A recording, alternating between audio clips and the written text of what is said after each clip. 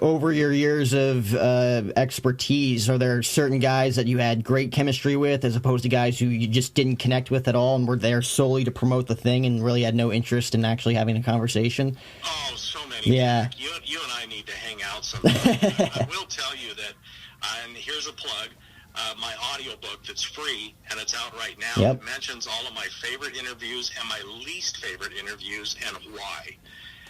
And it goes through some of the disasters and some of the incredible successes.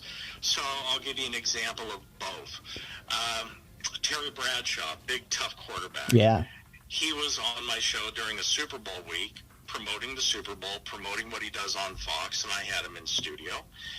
And he was terrific, and I got all the plugs out of the way, and he was happy-go-lucky Terry, singing songs and talking about crazy stuff. But then at one point, I said, so Terry, you travel a lot, and I know that you miss your family a lot. Your family's a big deal to you. Jack, for some reason, he felt comfortable with me, and he started telling me about his many years of depression. Wow. And then he told me about why he got on the medication, I think it's called Paxil, and he started crying. Wow. Well, now I have the toughest quarterback, one of the toughest quarterbacks of all time with whatever, 4 Super Bowl rings, whatever he won, crying on my show. And we got done with the interview, and Terry said, I'm sorry, Dave, it's the first time I've ever done that. I said, Terry, that's a huge compliment. He goes, you just kind of inspired me to tell the story. I said, Terry, do you want me not to use the interview? He goes, no, it'll help other people. But here's a guy that had done millions of interviews, and for some reason I got something out of him that nobody else had ever gotten out of him. That's a success. Wow. On the disaster side, I've had artists walk out on me. I've had artists walk out on me and then walk back in on me. A good example is Steven Tyler from Aerosmith. 1997, Aerosmith came out with a book called Walk This Way. Yeah. A big part of that book talked about really a huge success of Aerosmith was overcoming drugs and having a second part of their career. If you remember, they came back in their career by doing a song with Run DMC, Walk This Way.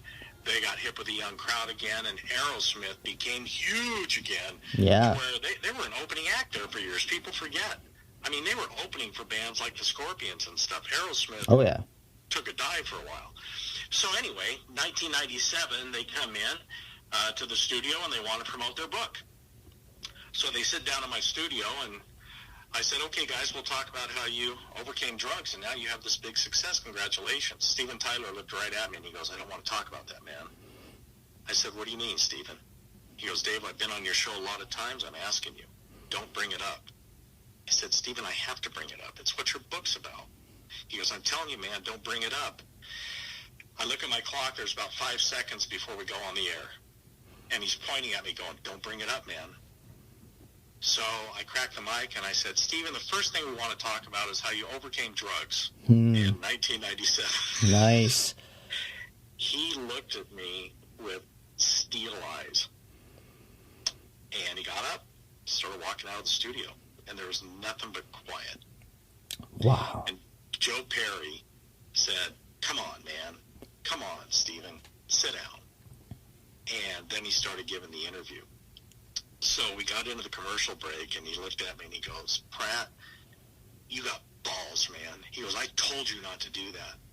I said, Steven, it's my show. And he paused for a second. This is off the air during commercial break, and he goes, I like you, man. And he goes, please, bring us on stage tonight, directly on stage. I said, Steven, I always do. I'll be there. And it's just kind of a way of telling them that you're not trying to be disrespectful, Jack. You're trying to serve your audience with the reason that the artist is there.